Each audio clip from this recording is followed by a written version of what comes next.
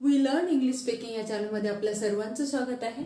आपण आज able to enable म्हणजे सक्षम असणे आणि सक्षम नसणे, आपण प्रत्येक शब्दाचे जे आहेत कॅन, डू, डज या प्रत्येक शब्दाचे 20-20 सेंटेन्स आपण रोज लर्न करूया, जेणेकरून आपल्याला इंग्लिश बोलण्यासाठी त्याचा जास्त उपयोग होईल. आपल्याला हे दररोज 20 सेंटेन्स आपल्याला पाठ करायचेच आहे, जे आज आपण आजपासून सुरू करत आहोत. First, I will not able to come tomorrow. I will not able to come tomorrow. मी उद्या येऊ शकणार नाही. एबल टू मीन्स शकणार नाही. मी उद्या येऊ शकणार नाही. I will not able to attend the meeting. I will not able to attend the meeting.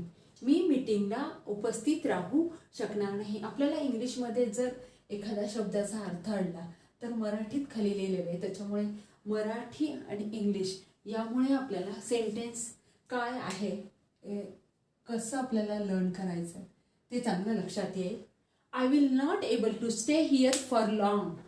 I will not able to stay here for long म्हणजे मी इथे जास्त काळ राहू शकणार नाही.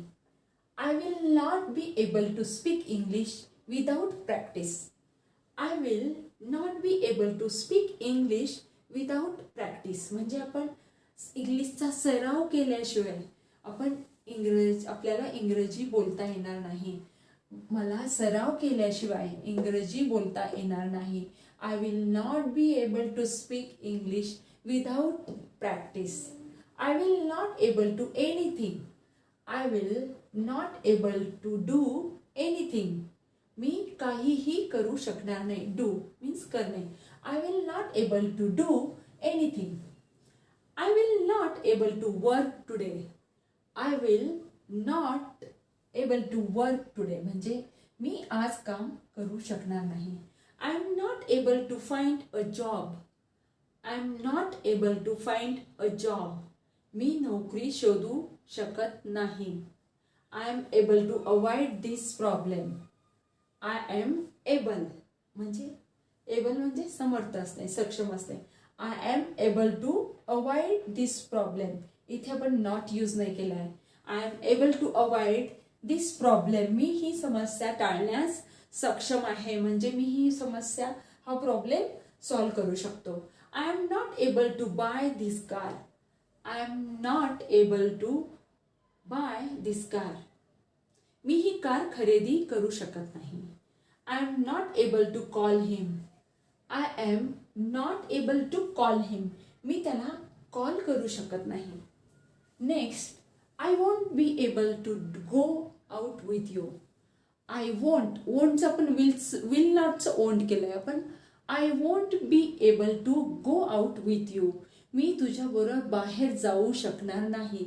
I won't be able to go out with you. I won't be able to get there. I won't be able to get there. मी तिथे पोहोचू शकणार नाही. I won't be able to help. I won't be able to help. Sorry for that.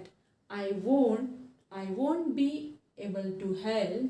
Sorry for that. मी मदत करू शकणार नाही, त्यासाठी क्षमा करा. I am not able to control my diet.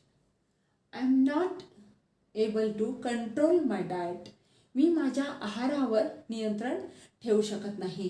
Gita will not be able to play. Geeta will not be able to play. आता इथे आपण नॉट काढलं तर Geeta will be able to play. Geeta will be able to play म्हणजे गीता खेळू शकते. I am not able to decide my career.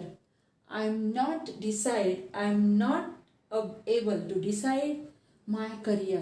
माझे career ठरवू शकत नाही. I am not able to decide my career.